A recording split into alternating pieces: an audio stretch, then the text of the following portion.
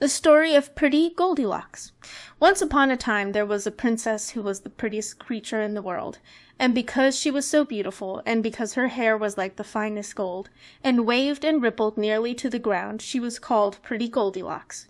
She always wore a crown of flowers, and her dresses were embroidered with diamonds and pearls, and everybody who saw her fell in love with her. Now one of her neighbors was a young king who was not married. He was very rich and handsome, and when he heard all that was said about pretty Goldilocks, though he had never seen her, he fell so deeply in love with her that he could neither eat nor drink. So he resolved to send an ambassador to ask her in marriage. He had a splendid carriage made for his ambassador, and gave him more than 100 horses and 100 servants, and told him to be sure and bring the princess back with him. After he had started, nothing else was talked of at court, and the king felt so sure that the princess would consent that he set his people to work at pretty dresses and splendid furniture, that they might be ready by the time she came. Meanwhile the ambassador arrived at the princess's palace and delivered his little message, but whether she happened to be cross that day, or whether the compliment did not please her, is not known. She only answered that she was very much obliged to the king, but she had no wish to be married. The ambassador set off sadly on his homeward way, bringing all the king's presents back with him, for the princess was too well brought up to accept the pearls and diamonds when she would not accept the king, so she had only kept 25 English pins that he might not be vexed. When the ambassador reached the city, where the king was waiting impatiently, everybody was very much annoyed with him for not bringing the princess, and the king cried like a baby, and nobody could console him. Now there was at the court a young man, who was more clever and handsome than anyone else.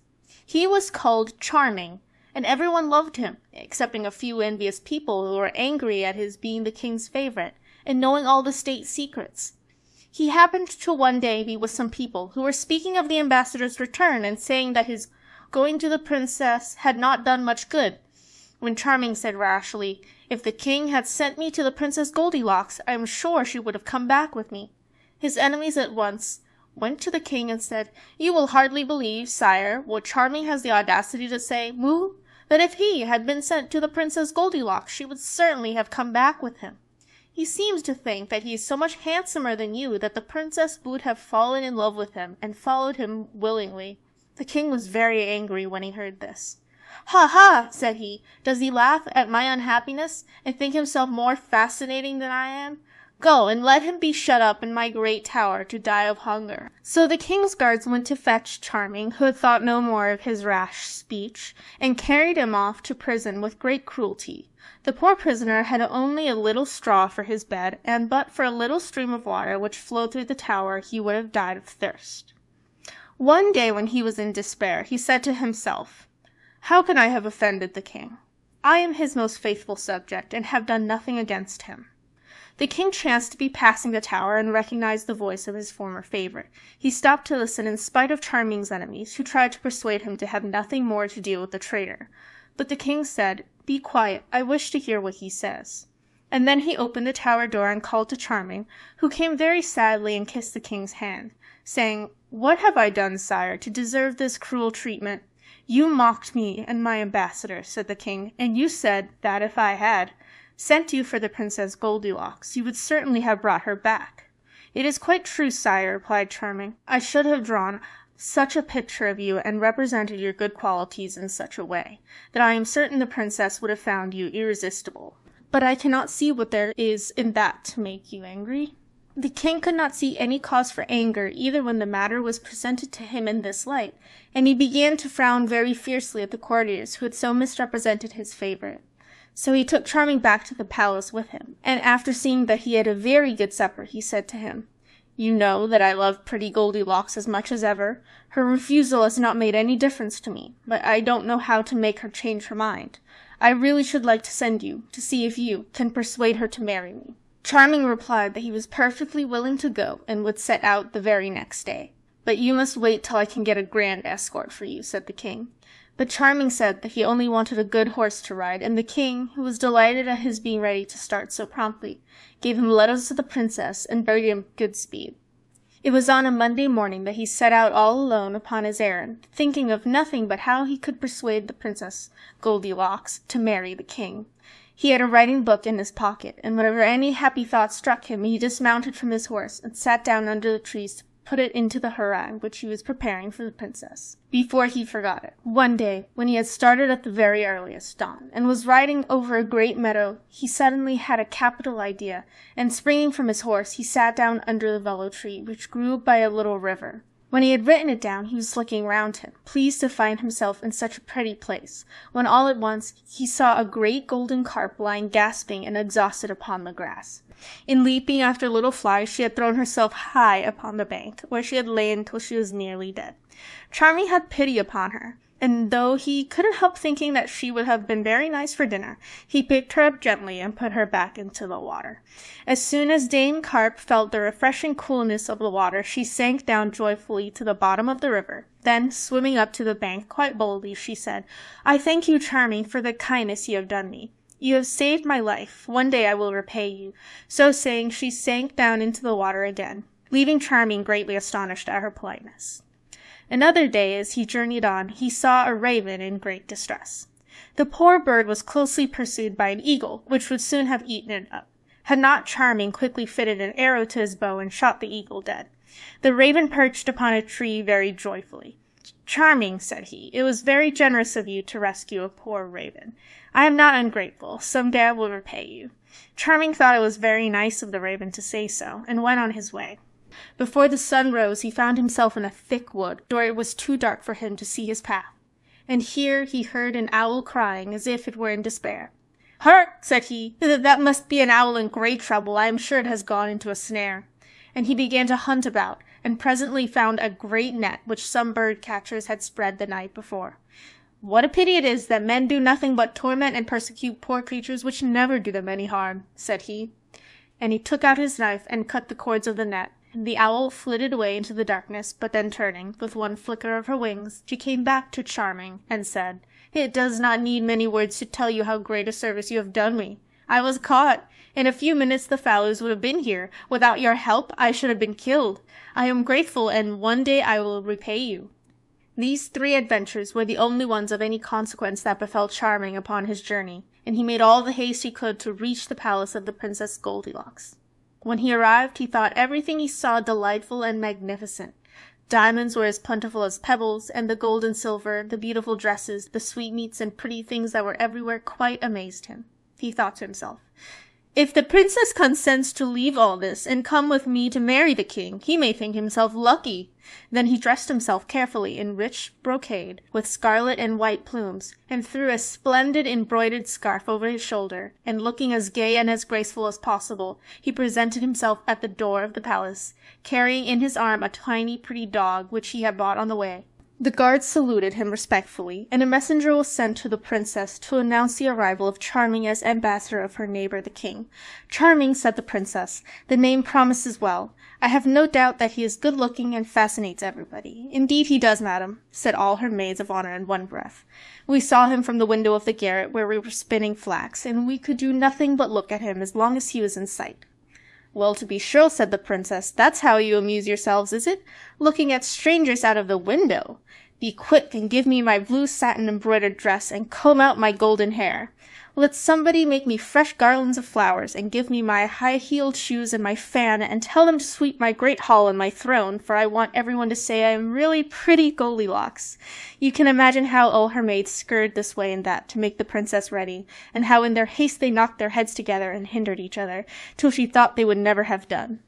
However, at last they led her into the gallery of mirrors, that she might assure herself that nothing was lacking in her appearance, and then she mounted her throne of gold, ebony and ivory, while her ladies took their guitars and began to sing softly. Then Charming was led in, and was so struck with astonishment and admiration, that at first not a word could he say. But presently he took courage and delivered his harangue, bravely ending by begging the princess to spare him the disappointment of going back without her. "Sir Charming," answered she, "all the reasons you have given me are very good ones, and I assure you that I should have more pleasure in obliging you than anyone else. But you must know that a month ago, as I was walking by the river with my ladies, I took off my glove, and as I did so, a ring that I was wearing slipped off my finger and rolled into the water. As I valued it more than my kingdom, you may imagine how vexed I was at losing it, and I vowed to never listen to any proposal of marriage unless the ambassador first brought me back my ring. So now you know what is expected of you, for if you talked for 15 days and 15 nights, you could not make me change my mind." Charming was very much surprised by this answer, but he bowed low to the princess and begged her to accept the embroidered scarf and the tiny dog he had brought with him. But she answered that she did not want any presents, and that he was to remember what she had just told him. When he got back to his lodging, he went to bed without eating any supper, and his little dog, who was called Frisk, couldn't eat any either, but came and lay down close to him. All night Charming sighed and lamented. "How am I to find a ring that fell into the river a month ago?" said he. "It is useless to try. The princess must have told me to do it on purpose, knowing it was impossible." And then he sighed again. Frisk heard him and said, "My dear master, don't despair. The luck may change. You are too good not to be happy. Let us go down to the river as soon as it is light." But Charming only gave him 2 little pats and said nothing, and very soon he fell asleep. At the first glimmer of dawn, Frisk began to jump about, and when he had waked Charming, they went out together, first into the garden, and then down to the river's brink, where they wandered up and down. Charming was thinking sadly of having to go back unsuccessful when he heard someone calling, "Charming, Charming!" He looked all about him and thought he must be dreaming, as he could not see anybody. Then he walked on, and the voice called again. "Charming, Charming! Who calls me?" said he. Frisk, who was very small and could look closely into the water, cried out, "I see a golden carp coming," and sure enough there was the great carp, who said to Charming, "You saved my life in the meadow by the willow tree, and I promised that I would repay you. Take this, it is Princess Goldilocks' ring." Charming took the ring out of Dame Carp's mouth, thanking her 1,000 times, and he and tiny Frisk went straight to the palace, where someone told the princess that he was asking to see her. "Ah, poor fellow," said she, "he must have come to say good-bye, finding it impossible to do as I asked." So in came Charming, who presented her with the ring and said, "Madam, I have done your bidding. Will it please you to marry my master?" When the princess saw her ring brought back to her unhurt, she was so astonished that she thought she must be dreaming. "Truly, Charming," said she, "you must be the favor of some fairy, or you could never have found it." "Madam," answered he, "I was helped by nothing but my desire to obey your wishes." "Since you are so kind," said she, "perhaps you will do me another service, for till it is done I will never be married. There is a prince not far from here, whose name is Galifron, who once wanted to marry me, but when I refused, he uttered the most terrible threats against me, and vowed that he would lay waste my country. But what could I do? I could not marry a frightful giant as tall as a tower, who eats up people as a monkey eats chestnuts, and who talks so loud that anybody who has to listen to him becomes quite deaf. Nevertheless, he does not cease to persecute me and to kill my subjects. So before I can listen to your proposal, you must kill him and bring me his head."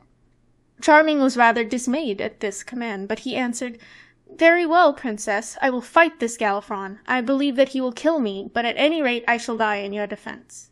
Then the princess was frightened, and said everything she could think of to prevent Charming from fighting the giant. But it was of no use, and he went out to arm himself suitably, and then, taking little Frisk with him, he mounted his horse and set out for Galifron's country. Everyone he met told him what a terrible giant Galifron was, and that nobody dared go near him. And the more he heard, the more frightened he grew. Frisk tried to encourage him by saying, "While you are fighting the giant, dear master, I will go and bite his heels, and when he stoops down to look at me, you can kill him." Charming praised his little dog's plan, but knew that this help would not do much good. At last he drew near the giant's castle, and saw to his horror that every path that led to it was strewn with bones. Before long he saw Galifron coming. His head was higher than the tallest trees, and he sang in a terrible voice, "Bring out your little boys and girls. Pray do not stay to do their curls, for I shall eat so very many, I shall not know if they have any."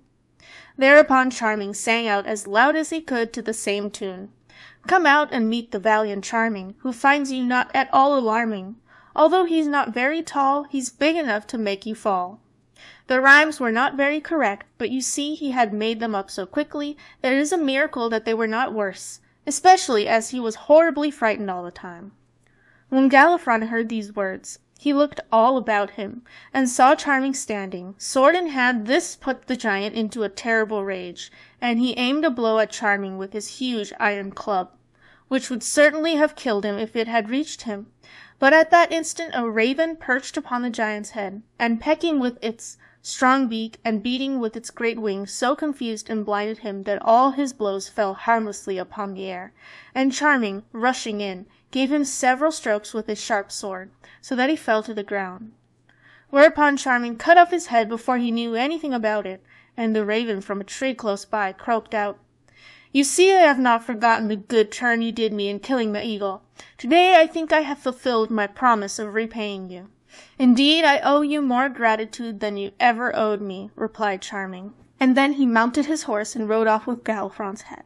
When he reached the city, the people ran after him in crowds, crying, "Behold the brave Charming who has killed the giant!"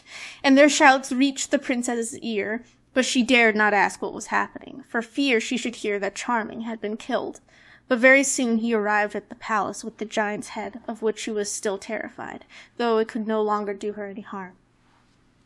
"Princess," said Charming, "I have killed your enemy. I hope you will now consent to marry the king my master." "Oh dear, no," said the princess, "not until you have brought me some water from the gloomy cavern. Not far from here there is a deep cave, the entrance to which is guarded by 2 dragons with fiery eyes, who will not allow anyone to pass them. When you get into the cavern you will find an immense hole which you must go down, and it is full of toads and snakes. At the bottom of this hole there is another little cave, in which rises the fountain of health and beauty. It is some of this water that I really must have. Everything it touches becomes wonderful. The beautiful things will always remain beautiful, and the ugly things become lovely. If one is young, one never grows old, and if one is old, one becomes young. You see, Charming, I could not leave my kingdom without taking some of it with me. Princess," said he, "you at least can never need this water, but I am an unhappy ambassador, whose death you desire. Where you send me, I will go, though I know I shall never return." And as the Princess Goldilocks showed no sign of relenting, he started with his little dog for the gloomy cavern. Everyone he met on the way said, "What a pity that a handsome young man should throw away his life so carelessly. He is going to the cavern alone, though if he had 100 men with him he could not succeed. Why does the princess ask impossibilities?" Charming said nothing, but he was very sad. When he was near the top of a hill he dismounted to let his horse graze, while Frisk amused himself by chasing flies. Charming knew he could not be far from the gloomy cavern, and on looking about him he saw a black hideous rock from which came a thick smoke, followed in a moment by one of the dragons, with fire blazing from his mouth and eyes. His body was yellow and green, and his claws scarlet, and his tail was so long that it lay in 100 coils. Frisk was so terrified at the sight of it that he did not know where to hide. Charming, quite determined to get the water or die, now drew his sword, and taking the crystal flask which pretty Goldilocks had given him to fill, said to Frisk, "I feel sure that I shall never come back from this expedition. When I am dead, go to the princess and tell her that her errand has cost me my life. Then find the king my master, and relate all my adventures to him." As he spoke, he heard a voice calling. "Charming, Charming, who calls me?" said he. Then he saw an owl sitting in a hollow tree, who said to him, "You saved my life when I was caught in the net. Now I can repay you. Trust me with the flask, for I know all the ways of the gloomy cavern, and can fill it from the fountain of beauty." Charming was only too glad to give her the flask, and she flitted into the cavern quite unnoticed by the dragon, and after some time returned with the flask, filled to the very brim with sparkling water. Charming thanked her with all his heart, and joyfully hastened back to the town. He went straight to the palace and gave the flask to the princess, who had no further objection to make. So she thanked Charming and ordered that preparations should be made for her departure, and they soon set out together. The princess found Charming such an agreeable companion that she sometimes said to him, "Why didn't we stay where we were? I could have made you king, and we should have been so happy." But Charming only answered, "I could not have done anything that would have vexed my master so much, even for a kingdom, or to please you, though I think you are as beautiful as the sun." At last they reached the king's great city, and he came out to meet the princess, bringing magnificent presents, and the marriage was celebrated with great rejoicings. But Goldilocks was so fond of Charming that she could not be happy unless he was near her, and she was always singing his praises. "If it hadn't been for Charming," she said to the king, "I should never have come here. You ought to be very much obliged to him, for he did the most impossible things and got me water from the Fountain of Beauty, so I can never grow old, and shall get prettier every year." Then Charming's enemies said to the king, "It is a wonder that you are not jealous. The queen thinks there is nobody in the world like Charming."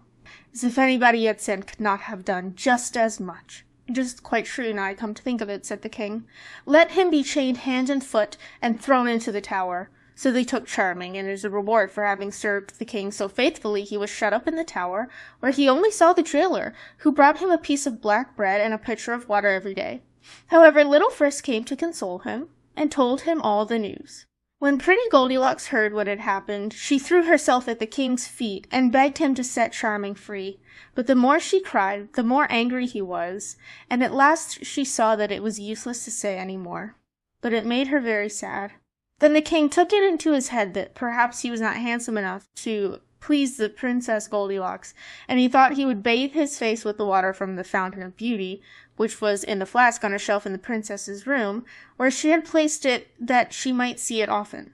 Now it happened that one of the princess's ladies in chasing a spider had knocked the flask off the shelf and broken it, and every drop of the water had been spilt. Not knowing what to do, she had hastily swept away the pieces of crystal, and then remembered that in the king's room she had seen a flask of exactly the same shape, also filled with sparkling water. So, without saying a word, she fetched it and stood it upon the queen's shelf. Now the water in this flask was what was used in the kingdom for getting rid of troublesome people. Instead of having their heads cut off in the usual way, their faces were bathed with the water, and they instantly fell asleep and never woke up any more. So, when the king, thinking to improve his beauty, took the flask and sprinkled the water upon his face, he fell asleep, and nobody could wake him. Little Frisk was the first to hear the news, and he ran to tell Charming, who sent him to beg the princess not to forget the poor prisoner. All the palace was in confusion on account of the king's death, but tiny Frisk made his way through the crowd to the princess's side and said, "Madam, do not forget poor Charming." Then she remembered all he had done for her, and without saying a word to anyone, went straight to the tower, and with her own hands took off Charming's chains. Then, putting a golden crown upon his head and the royal mantle upon his shoulders, she said, "Come, faithful Charming, I make you king, and will take you for my husband." Charming, once more free and happy, fell at her feet and thanked her for her gracious words. Everybody was delighted that he should be king, and the wedding, which took place at once, was the prettiest that can be imagined, and Prince Charming and Princess Goldilocks lived happily ever after.